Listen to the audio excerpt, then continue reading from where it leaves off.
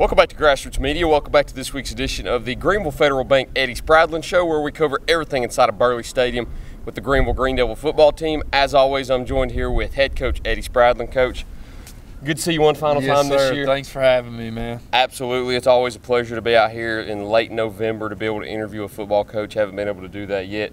Deep playoff run this season for the Green Devils unfortunately came to an end this past Friday night against Upperman.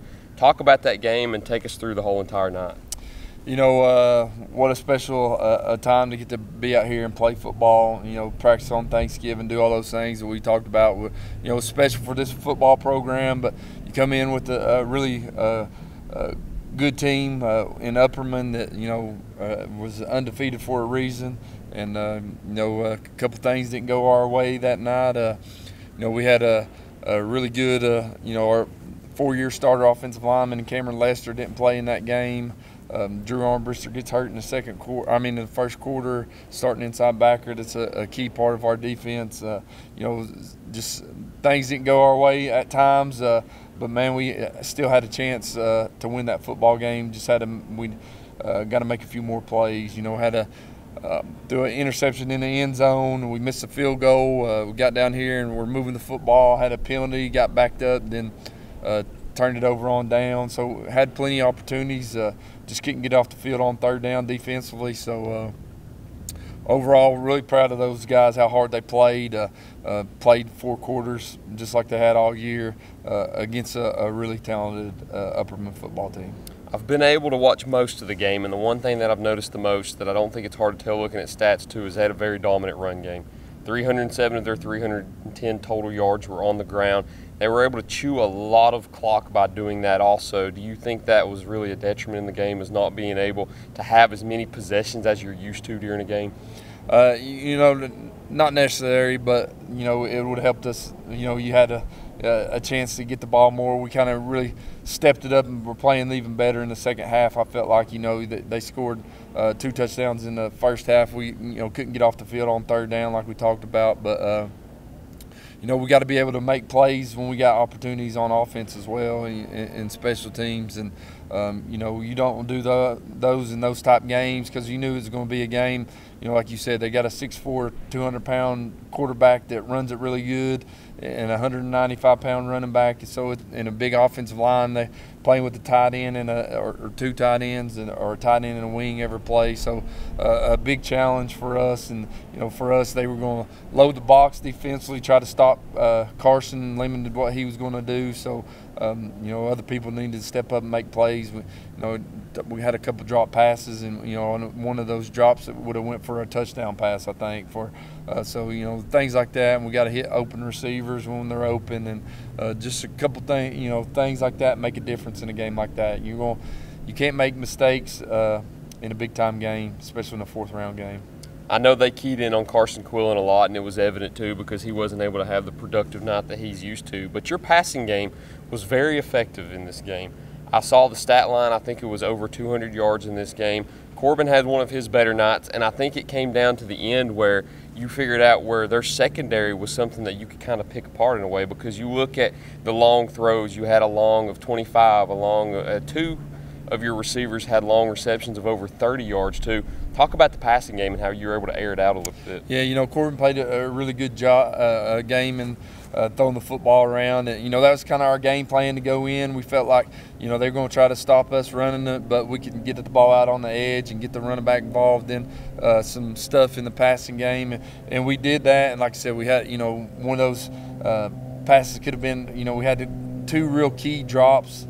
A drop would have went for a touchdown, I feel like. But, you know, Corbin did a good job spreading the football out. He hit Zayden Anderson for a big touchdown there in the 4th quarter. You know, I think we had momentum. We just needed a little more time. We ran out of time, and you couldn't, you know, had a chance on 4th down to get off the field and give us the ball back. But, you know, they were able to convert the 4th down right there.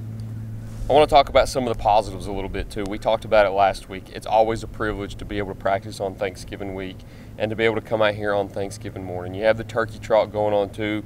You're able to come out here and practice with the boys on Thanksgiving.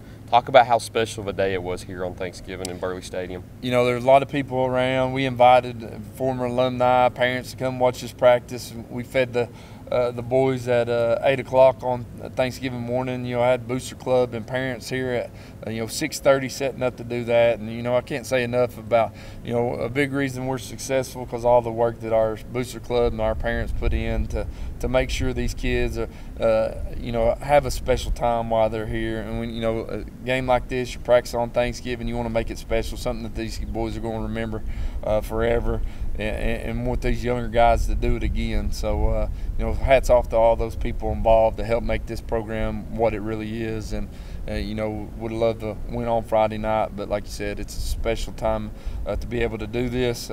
That senior class wanted to do something different. That they've been to the quarterfinals 3 times, and they wanted to be different, and they were able to win against a really talented Anderson County team, and to get to that point. But really proud of the senior group.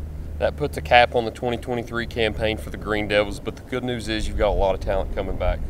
You've got a lot of talent coming back that we'll talk about in just a second too, but we need to take a break first as always. So after the commercials, we'll be right back here on Grassroots Media. At Corner Pond, the friendly and knowledgeable staff has the experience necessary to help you out regardless the need.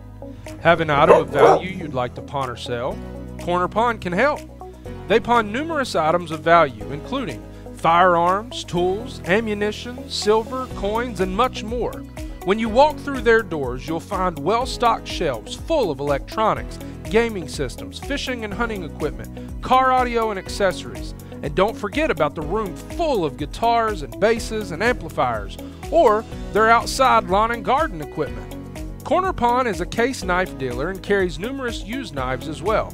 Stop by and let the friendly staff at Corner Pond help you today at 432 East Bernard Avenue, Greeneville, Tennessee. Tommy's Plumbing has provided professional plumbing services to the residents of Greeneville, Tennessee for over 30 years.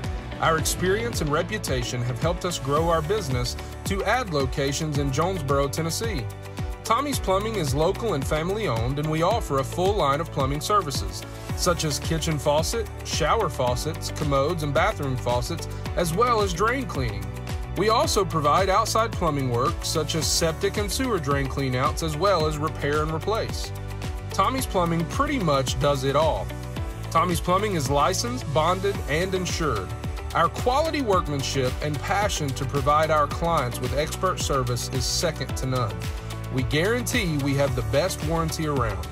For all your plumbing needs, give Tommy's a call at 638-3662. Welcome back to Grassroots Media, and welcome back to this week's edition of the Greeneville Federal Bank Eddie Spradlen Show, where we cover everything out here on Burley Stadium with the Greeneville Green Devils. As always, I'm joined here with head coach Eddie Spradlen. So we mentioned it right before the break. That puts an end to the 2023 season with the loss here against Upperman. But you've got a lot of talent coming back. I know you've got Carson Quillen coming back, who's just a junior, who will be back for his senior year.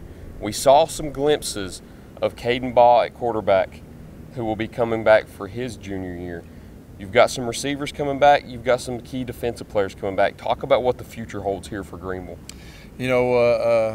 Like I mentioned before, really special senior class that, we're graduating.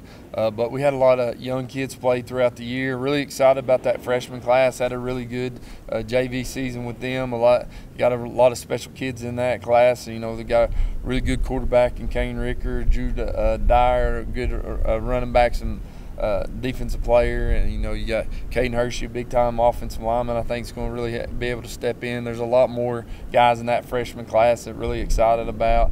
But that we're going to have to go to work with them and see if they're ready to strap it up on Friday nights as sophomores. But we got. When you talk about returning player like Carson Quillen, you got a chance to have a good football team when you got him, and you got senior leaders like Brandon Izzy back on the offensive line, defensive tackle. Then you got Drew Armbrister back at linebacker. He's a big body kid who could probably take some of that role on running back some next year if we need a bigger guy in there. So really excited about those guys. You got a lot of skill kids. We were young, really young at the skill kids, especially receiver this year in the secondary to start off. We got a lot of those guys back. Really excited about them. You got Bishop Merriweather coming back on the offensive line. He'll be a 3-year starter.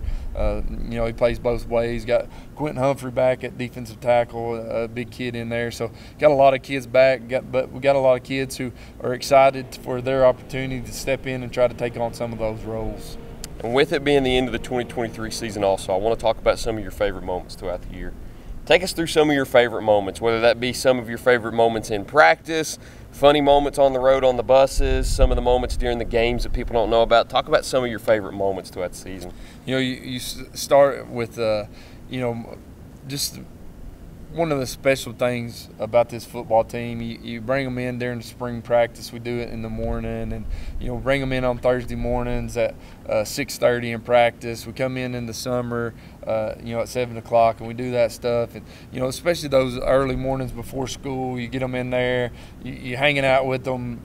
Just while they're getting ready, we're feeding them breakfast. And, that's just a special time that nobody gets to, talks about. And it's special for me just to be in there and handing out breakfast to them, or socializing with them. Just that's what coaching's all about, just the relationships and a lot of those times. But one of my favorite games is you go up to Elizabethton, and you're probably an underdog when you go up there. Everybody's probably picking them to win, and you go up there and it's for both teams undefeated at everything's on the line, like we talked about earlier in the year.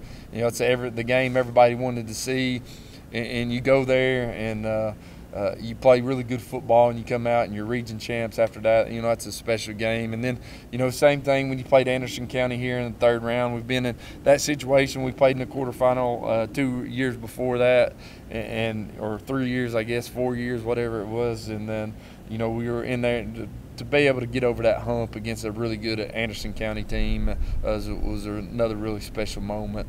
It was a really special moment here to be able to do it at Burley Stadium too, yeah, because sure. You got to see the crowd get excited once they realized that the victory formation was being set up out there on the field.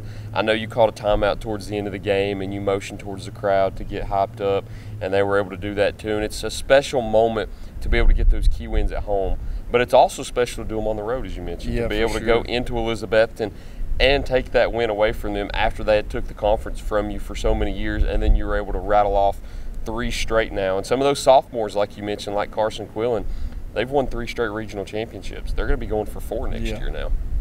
That's special for us. To, like you said, we had won it for, I think, 10 years in a row or something like that. Then we got, or 12 years something, and then we got it. In 2019 Elizabethton won it. Then 20 they won it. Then we're rattled off 3 in a row. So they're going to be hungry. We're going to be hungry. We want to keep it on our side. So, Northview's going to want to get in on that action as well. They had a really good year this year.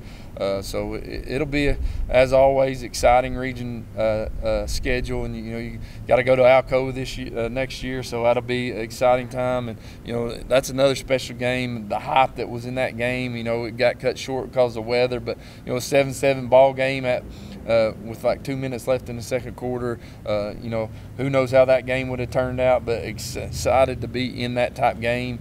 That's the type of games you want to play in. Play a really good Dobbs Bennett. Tennessee High is getting better. Morristown West had a really good year, so it's going to be another tough schedule. So excited about what 2024 holds. We'll be excited to be out here at Burley Stadium once again next year. Did this for more weeks than I think any other show that we've done so far. This is the longest playoff run that we've seen a Greene County team have in the last few years, and I've been honored to be able to cover it each week and to be able to come out here and talk to you about it. But that puts a wrap on the year. Everybody, thank you for watching each week of the Greeneville Federal Bank Eddie Spradlen Show. Coach, as always, too. It's been a dang pleasure. What Grassroots does for high school sports in Greene County, it's top notch. It's not unmatched. I appreciate everything that y'all do. Thank you, and it's always a privilege to come out here too. Thank you for giving me your time each week, because I know as a football coach, all the duties that you have to handle and all the time that you have to put into this program and everything. But as always, thank you all for watching this week's edition of the Greeneville Federal Bank Eddie Spradlen Show. We look forward to seeing you next year here on Grassroots Media. Go Devils.